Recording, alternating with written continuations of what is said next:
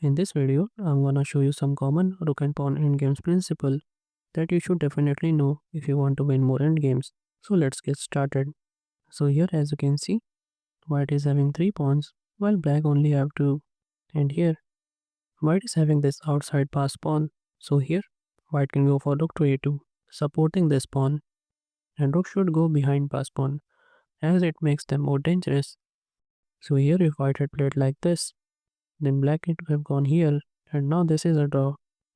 Since he gotta go passively and he can bring his king and somehow equalize. Therefore rook to a2, and after he goes here, he go a6. He goes here, preventing the advancement of this pawn. But now his rook is quite passive, while your rook is quite active. Then you just do a very simple thing, bring the king, king f8, king e3, king e7, both sides bringing the king. He also goes here, preventing you from coming forward. Then you can just play anything. Let's say he goes for the pawn. Well, then you are going to attack on this side. King b6, then you attack, and after he takes, you can just take. And now this is quite easy when you can just take, and if he tries to go here, you can just easily win this. Now the next turn game you must know is the Lucina. Here as you can see, your king is stuck here, and this pawn is also stuck because of your king, and you got to find a way to win this. If you try something like rook e7 check, then you can just move the king, and now you can just keep checking him, but there's nothing you can do. Therefore, the first thing you have to do is to play rook to f2 check. Now, if he goes here, then you bring the king, and this is unstoppable. So he got to move away, and this move is important. You will see in a bit.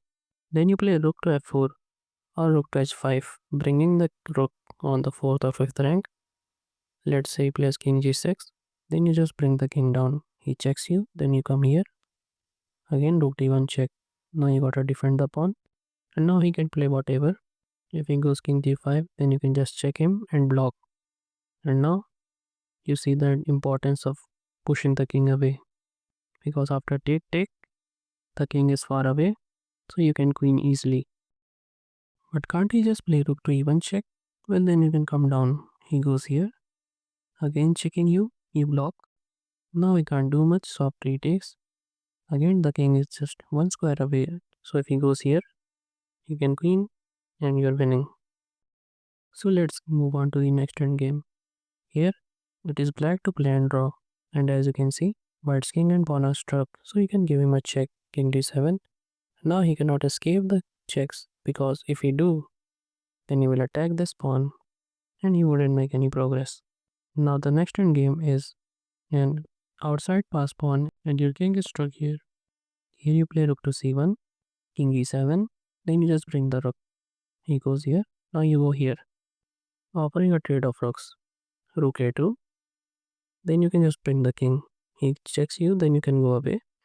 And now after this check, you can just come in front of the pawn and you can just win this easily.